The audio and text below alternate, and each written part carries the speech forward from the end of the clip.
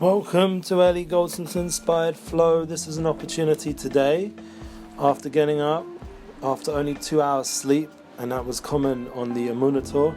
Today was an exceptional day where I got up thanks to a friend who is in the country doing an amazing thing in yeshiva. I was able to make it out to the Holy Kotel, Maravi.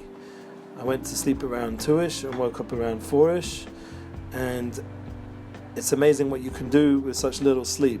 Now, we're talking about in Inspired Flow how to have an invigorating and refreshing sleep that you can function on the best level.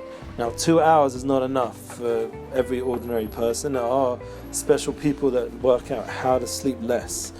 And on this Chodesh, this new month of Kislev, this is something which we have to fight with, because the winter months come, and especially this month, it's known in Sefer Yetzirah that this was a book written by Avraham Avinu, and some say Adam Rishon, but in that book it says that this month the whole avoda is the aspect of sleep. So this is something which we all have to work on in our own way, and I want to discuss it a bit more deeply and practically, how we can make a meaningful sleep for a shorter time. And we all need help with this, because naturally we tend to overdo the sleep, and especially in this generation, there's a tendency to want to escape emotional challenges, physical, spiritual challenges. This is the natural tendency. So we have to work on this in a proactive way, that we only sleep when we really need to. We don't just sleep because we have the opportunity of time, seemingly, to do so. Like after I went to the Kotel Maravi and I prayed in the Nates and had a very positive experience with my friends, and I met new friends, you had the opportunity now to rest, because my part-time job, which I've been doing and talking about, the fashion company, has been put to the side for a little bit. Thank God they've become a bit more independent. So I only do what's needed. I don't do what's not needed. So right now I'm taking a little break, and you have the opportunity to use the morning a little bit to do other things. So going to the kotel after 2 hours of dealing with other stuff the night before gave me an opportunity to then rest in the day. Now, we know in halacha there's different opinions how long you are allowed to sleep in a day. There's actually 3 opinions: 3 minutes, 30 minutes, and 3 hours. So the question is, it's based on the idea of a sus, the way the horse sleeps.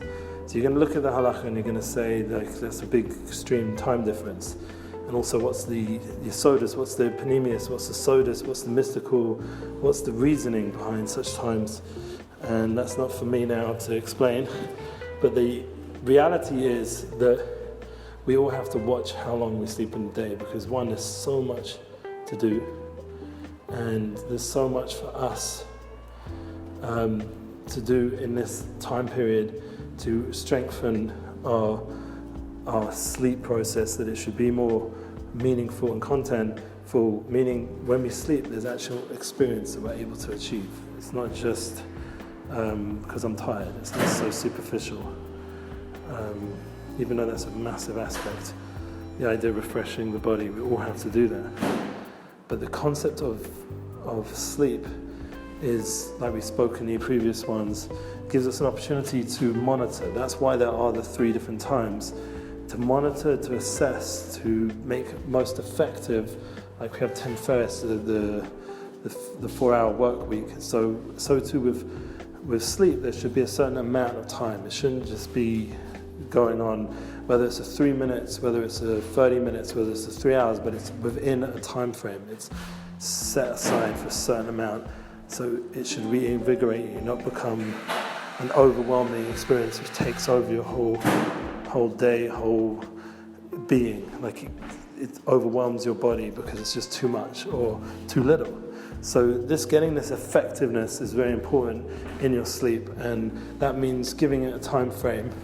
And also, once again, we said about the mindset, how you go into sleep. Like everything's going into mindfulness now, but how you approach sleep should be done with an awareness that you're experiencing something of refreshment and invigorating. You're giving a certain din v'cheshbon, a judgment on yourself in terms of what went on before that sleep, so that you can then start fresh again, a new beginning as you wake up. That's the process, and it's a preparation, like we said, for the final ultimate sleep when we leave the world after 120, and the opportunity to give full din cheshbon, full judgment, full clarification of our life's journey and mission.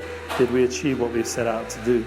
And that's the ultimate expression of what sleep is, that it's 1/60th of passing away, of moving on to the next world, of your neshama, your soul having its freedom to express what its purpose was.